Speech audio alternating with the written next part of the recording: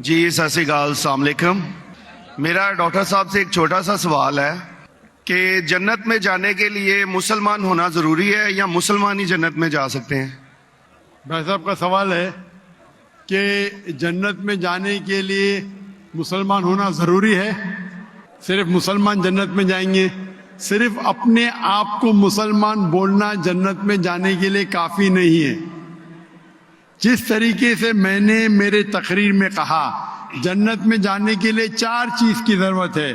سورہ العصر سورہ نمبر 103 آیت نمبر 1 2 3 اللہ تعالیٰ فرماتے والعصر ان الانسان لفی خسر۔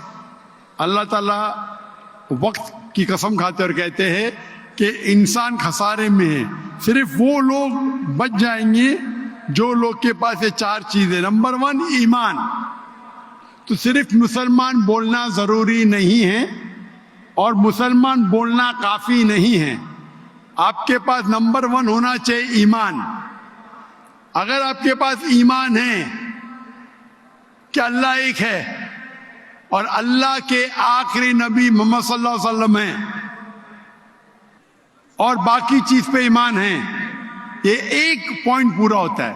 نمبر 2 اچھے اعمال، عمل صالحات۔ نمبر 3 وتواصوا بالحق، لوگوں کو حق کی طرف بلانا۔ اور نمبر 4 وتواصوا بالصبر، لوگوں کو صبر کی طرف بلانا۔ تو اس آیت سے ہمیں پتہ لگتا ہے کہ جو آدمی، جو انسان اللہ کے علاوہ دوسرے اور کی عبادت کرتا ہے وہ غلط ہے، وہ جنت میں کبھی بھی نہیں جائیں گے۔ اور یہ سارے کتابوں میں لکھا ہے، ساری مذہبی کتابوں میں، چاہے بائبل ہو، اولڈ ٹیسٹمنٹ ہو، نیو ٹیسٹمنٹ ہو، دھما پڑھ ہو، بدھسٹ کی کتاب ہو، وید ہو، سارے میں لکھے ہے۔ اگر آپ پڑھیں گے گرو گرنتھ صاحب آپ پڑھیں گے، اس کے اندر سب سے پہلا والیوم، سب سے پہلا جلد، سب سے پہلا چیپٹر، سب سے پہلا ورس کو کہتے ہیں جاپو جی، اسے کہتے ہیں جاپو جی۔ اس میں لکھا ہے کہ خدا ایک ہے، نہ اس خدا کی شروعات ہے نہ انت ہے۔ وہ خالق ہے، وہ مالک ہے اور اس کے جیسا کوئی ہی نہیں ہے۔ اگر آپ دیکھیں گے یہ ملتا جلتا ہے سورہ اخلاص کے ساتھ۔ آپ اگر سکھ کی کتاب پڑھیں گے اس میں لکھا ہے 2 قسم، اومکارا، ایک اومکارا، ایشور کا مینیفیسٹ فارم، ان مینیفیسٹ فارم۔ ہاں کہ نہیں؟ ہاں کہ نہیں؟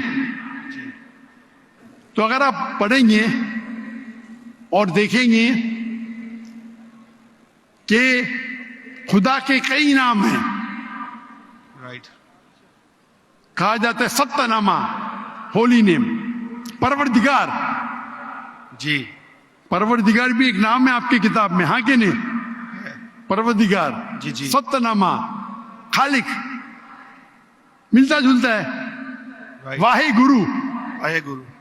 لیکن اگر آپ عمل کریں گے، اگر آپ شرک نہیں کریں گے، اللہ کے علاوہ کسی اور کی عبادت نہیں کریں گے، اگر آپ کی کتاب میں اکثر یہ بات ہوتا ہے کہ جو اپنی مذہبی کتاب میں لکھا ہے اکثر لوگ اس پہ عمل نہیں کرتے، اور یہ بات مسلمانوں میں بھی ہے۔ مسلمانوں کی کتاب میں لکھا ہے شرک مت کرو، پھر بھی ہم دیکھیں گے کچھ مسلمان شرک کرتے۔ تو اگر قرآن میں لکھا ہے شرک مت کرو اور آپ شرک کریں گے اور کہیں گے میں مسلمان ہوں تو جنت میں نہیں جائیں گے۔ آپ سمجھ رہے بھائی صاحب؟ تو اسی طریقے سے آپ اگر شرک نہیں کہیں گے، اللہ کے علاوہ کسی اور کی عبادت نہیں کریں گے اور آخری پیغمبر رسول اللہ صلی اللہ علیہ وسلم، محمد صلی اللہ علیہ وسلم میں مانیں گے، اچھے اعمال کریں گے اور لوگ کو حق کی طرف بلائیں گے اور لوگ کو صبر کی طرف بلائیں گے تو آپ بھی جنت جائیں گے۔ Right. Hope that answers the question مائی صاحب۔ Thank you